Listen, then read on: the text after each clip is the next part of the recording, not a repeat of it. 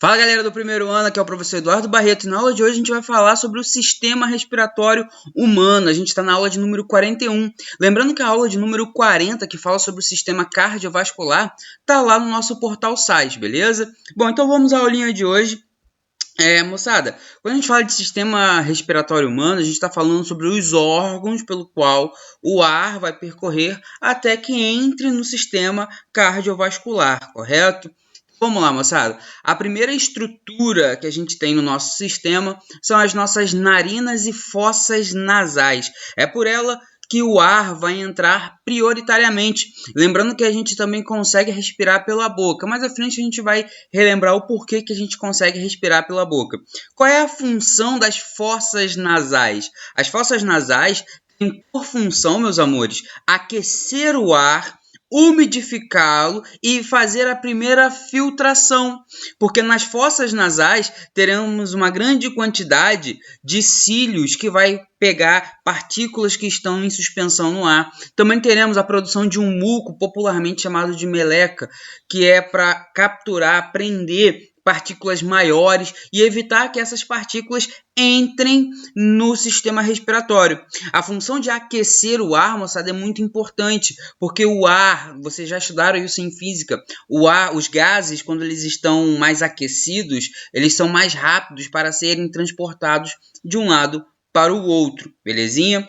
E aí, moçada, é uma curiosidade, quando a gente começa a respirar muito tempo pela boca, a gente começa a sentir que está queimando um pouco a garganta. Por que isso acontece? Porque pulou uma etapa de filtração que acontece nas fossas nasais, belezinha?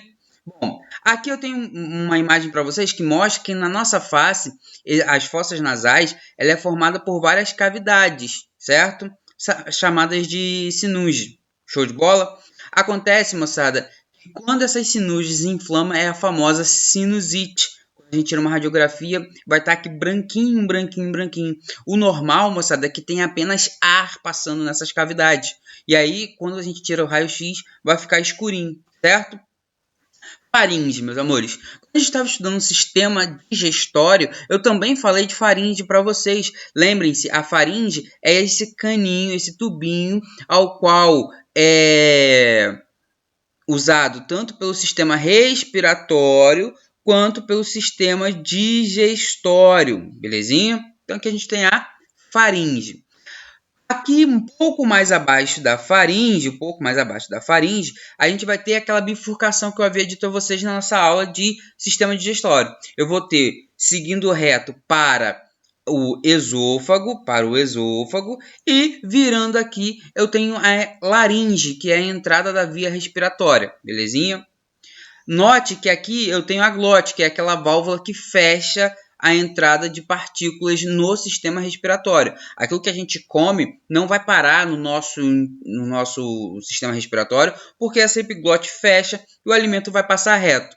Na laringe, moçada, também teremos as nossas pregas vocais. Essas pregas vocais são músculos ao qual elas se fecham na hora da gente falar, e a passagem do ar vindo do nosso pulmão vai fazer essas cordas vibrarem e, consequentemente, vai sair a nossa voz. Traqueia. A traqueia, moçada, vai ficar abaixo da laringe, certo? A traqueia, ela é formada por vários discos, aqui, ó, vários discos de cartilagem, belezinha? Ele é um órgão mais rígido. Por quê, meus amores? Porque se a traqueia fechar, ela não vai abrir mais, certo? E aí você vai acabar morrendo sufocado. Então a traqueia, ela tem que ter uma certa resistência para evitar o colapso, evitar que feche, cole uma parede na outra e impeça o ar de passar, certo? Uma curiosidade é que por dentro da traqueia existe uma série de cílios. Esses cílios vão pegar impurezas que estão passando ali no ar ainda e vão fazer mais uma filtragenzinha, levando essas impurezas de volta para a faringe. E aí, moçada, em algumas vezes a gente vai tossir, outras vezes essa partícula acaba entrando no nosso sistema digestivo, certo? Note que o ar está chegando cada vez mais puro lá nos alvéolos pulmonares, certo? Lembrando que o direcionamento desse muco que vai capturando, além dos cílios também tem um muco que vai capturando, é nesse sentido, no sentido de voltar, certo? Depois teremos os brônquios e os bronquíolos. Os brônquios, moçada, nada mais é do que uma ramificação da traqueia. Por que ramifica? Bom, meus amores, porque a gente tem dois pulmões, né? A gente tem o pulmão esquerdo e tem o pulmão direito. Então, por isso que há essa ramificaçãozinha aqui. Isso daqui eu vou chamar de brônquio, isso daqui eu vou chamar de bronco. Só que esse brônquio, moçada, vai se dividir mais algumas vezes. E essas divisões mais finas, esses tubinhos mais finos, eu vou chamar de bronquíolos. Quando rola a bronquite, por exemplo, é a inflamação dessa região aqui, dos brônquios, certo? E isso dificulta bastante a passagem do ar. Bom, aqui eu tenho uma foto do sistema, beleza? Ó, traqueia, brônquios, bronquíolos. Note que vai ficando cada vez mais fino esses tubinhos que levam o ar até chegar nos alvéolos. Os alvéolos, moçada, é a parte mais importante do sistema respiratório. Por quê? Porque é nos alvéolos que vai acontecer o que a gente chama de hematose. O que é a hematose? A hematose, moçada, é a troca de gases. A hematose é quando o CO2 sai do nosso corpo, entra nos bronquíolos, beleza?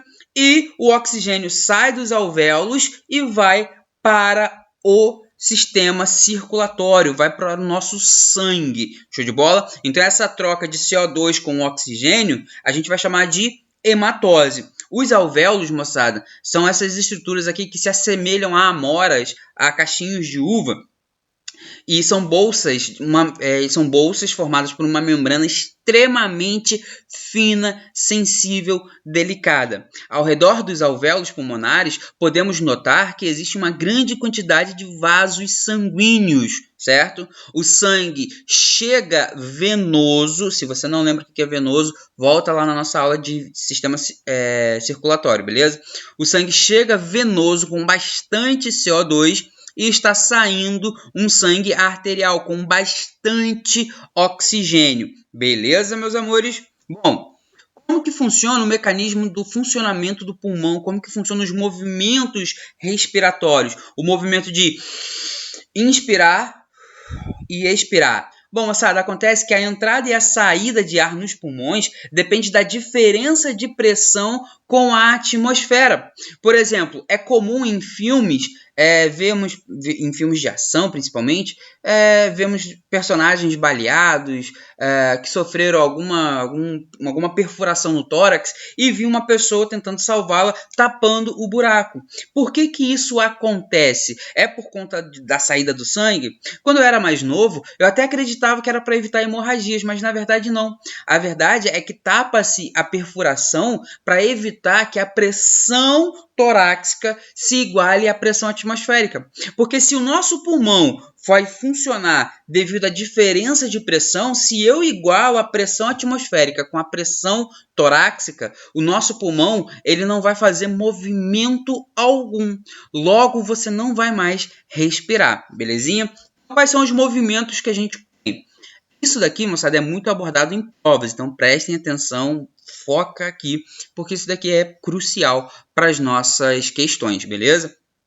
O processo de inspiração e o processo de expiração. Inspirar, moçada, significa puxar o ar. Show de bola? Expirar significa soltar o ar. No processo de inspiração, moçada, ocorre a contração dos músculos intercostais, músculos que ficam aqui nas costelas, e também do nosso músculo mor para o sistema respiratório, que é o diafragma.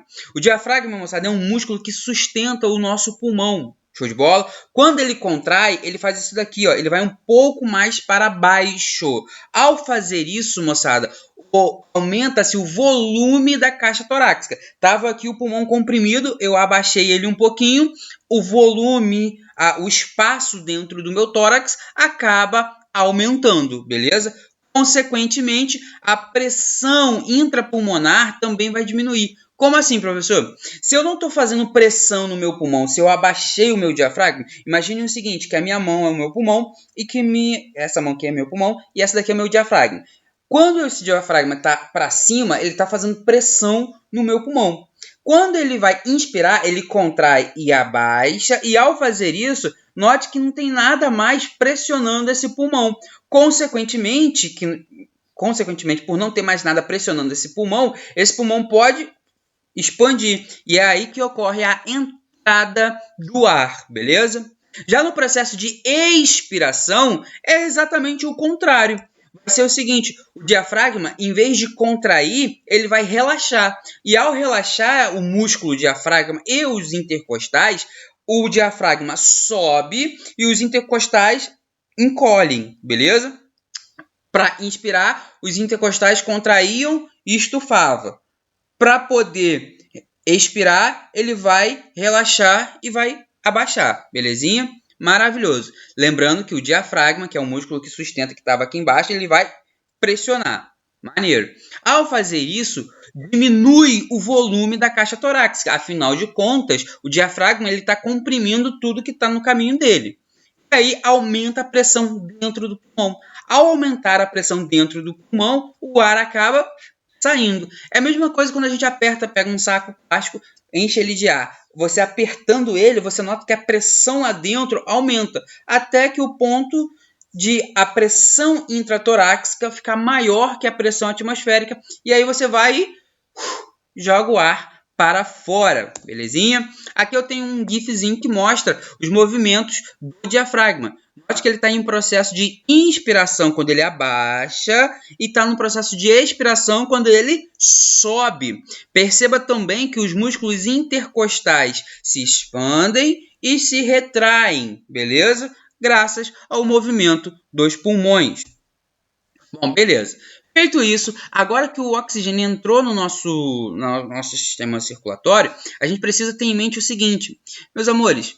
Lá, quando a gente teve a nossa aulinha de sistema circulatório, eu falei para vocês o seguinte, que não pode haver bolhas de gases dentro do sistema circulatório, porque essa bolha de gás, ao bater no coração, vai fazer com que entre ar na bomba, impedindo o bom funcionamento do sistema circulatório. Então, moçada, vamos raciocinar comigo. Se eu estou inspirando gases e estou liberando gases pelo meu corpo através da respiração celular, lembrem-se que na respiração celular ocorre a produção do gás carbônico, o CO2. Bom, peraí, todos os dois são gases. Esses gases serão transportados pelo sistema circulatório. Mas se não pode ter bolha de gás, então como que vai ser isso daí? Bom, simples, moçada. Os gases eles serão transportados em pouquíssimas quantidades in natura, na forma de gás propriamente dito.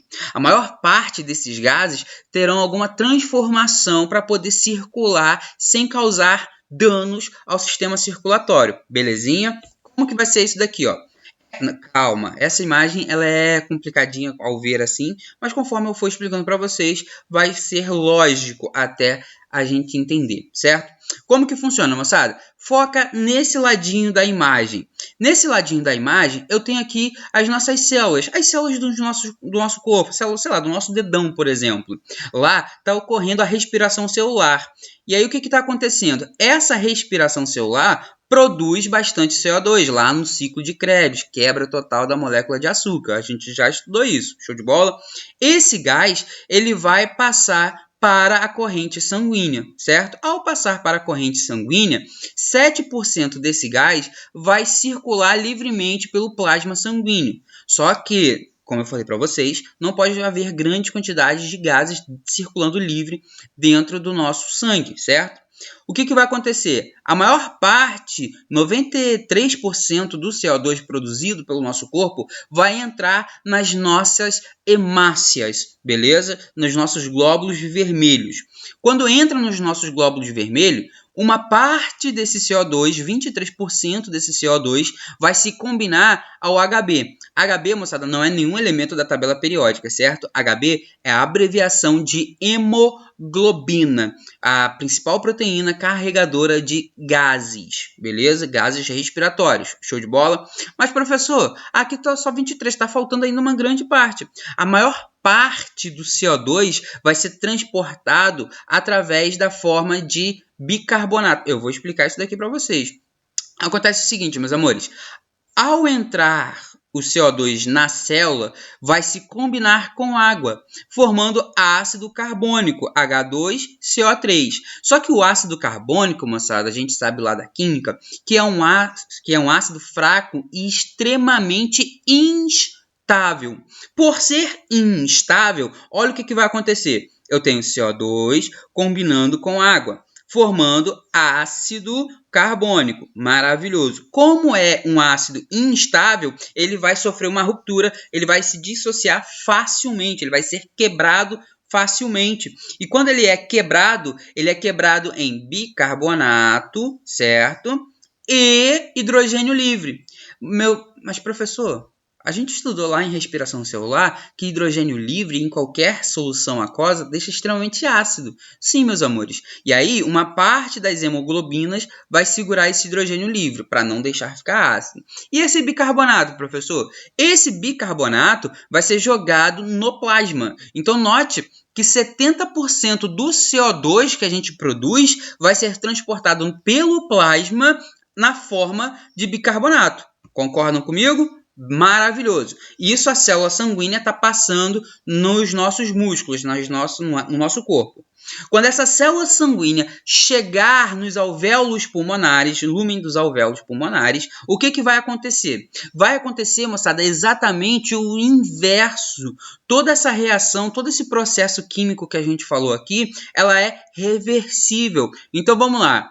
O bicarbonato que estava no plasma entra na célula, recebe aquele hidrogênio que a hemoglobina segurou, forma ácido carbônico de novo. Ácido carbônico é instável, vai ser quebrado, e ao ser quebrado, vai produzir água e CO2. Esse CO2 vai ser jogado no plasma. E aí a gente vai ter que relembrar aquela regrinha maravilhosa da difusão. Aonde que vai ter mais CO2? No meu plasma ou no lúmen do alvéolo, do alvéolo pulmonar? Bom, vai ter mais CO2 aqui. Então, por difusão, esse CO2 vai entrar no alvéolo pulmonar. Ao entrar no alvéolo pulmonar, vai passar por bronquíolos, brônquios, traqueia, laringe, faringe, fossas nasais ou boca e jogamos para fora. Mas, professor, e o oxigênio? Bom, o oxigênio vai ser o seguinte: o oxigênio, quando a gente inspira, vai parar lá nos alvéolos, certo? Por difusão, aonde vai ter mais oxigênio? No alvéolo pulmonar ou nas células sanguíneas? Vai ter mais no alvéolo pulmonar. Então, por difusão, o oxigênio vai entrar na célula sanguínea, certo? E ao entrar na célula sanguínea, quem é que estava livre? Que perdeu aquele hidrogêniozinho que estava segurando? Ela mesma, a hemoglobina. A hemoglobina vai se combinar com o oxigênio, fazendo uma ligação estável, beleza? Dando oportunidade, dando chance que esse oxigênio vá circular pelo corpo para atingir as células de todo o nosso resto do corpo. Por exemplo, a nossa célula do dedão, beleza? Tranquilo até aí, meus amores? Bom, aí a gente tem um probleminha. O monóxido de carbono. O monóxido de carbono, note que ele não é o CO2, ele é o CO. Quando a gente inspira o monóxido de carbono, moçada, o monóxido de carbono ele vai se ligar à hemoglobina e não vai soltar nunca mais. Show de bola? Vai acontecer o que a gente chama de carboxihemoglobina. E aí, meus amores, essa hemoglobina ela perde a capacidade de transportar oxigênio e CO2 pelo nosso corpo. A gente acaba tendo uma insuficiência respiratória, o que vai te levar à morte graças à asfixia. Mesmo você respirando esse gás, o oxigênio, ele não vai se ligar à hemoglobina para ser transportado para o seu corpo. Você vai morrer asfixiado. Muitas pessoas no incêndio da Boate Kids morreram devido à contaminação do monóxido de carbono, certo? Como que funciona o controle da frequência respiratória? Como que a gente vai respirar mais rápido, mais devagar? Bom, tudo isso é feito, moçada, graças ao bulbo raquidiano, uma regiãozinha do nosso sistema nervoso central, e ele controla no automático. Lembrando que a respiração você pode controlar por si só ou fica naquele modo automático. Quando está no modo automático, está sendo controlado pelo bulbo, certo? Essa regiãozinha aqui do nosso sistema nervoso central, certo? E como que vai ser isso, professor? Quando tiver a concentração de oxigênio, se a concentração de oxigênio subir demais, a frequência respiratória vai cair. Se tem muito oxigênio, a gente não precisa ficar... A gente pode respirar devagar, porque a gente está inspirando pouco, mas como tem muito oxigênio, todas as nossas células estão ficando repletas de oxigênio, beleza? Todas as nossas hemácias estão ficando repletas de oxigênio. Caso a concentração de oxigênio seja baixa, a gente começa a aumentar a frequência respiratória. Quando a gente se sente abafado em um determinado local fechado, é exatamente isso que acontece. A concentração de oxigênio vai caindo e aí a gente começa a ficar ofegante, certo? Também pode acontecer através da concentração do gás carbônico. Quanto maior a concentração do gás carbônico, maior vai ser a nossa frequência respiratória. Quanto menor a concentração do gás carbônico, menor vai ser a nossa frequência respiratória. E por último, o pH do nosso sangue. Quando o nosso sangue está ficando ácido, está entrando em acidez, está ficando extremamente ácido, em acidose, a gente aumenta a frequência respiratória, belezinha? Quando está ficando alcalino, a gente reduz a frequência respiratória, beleza?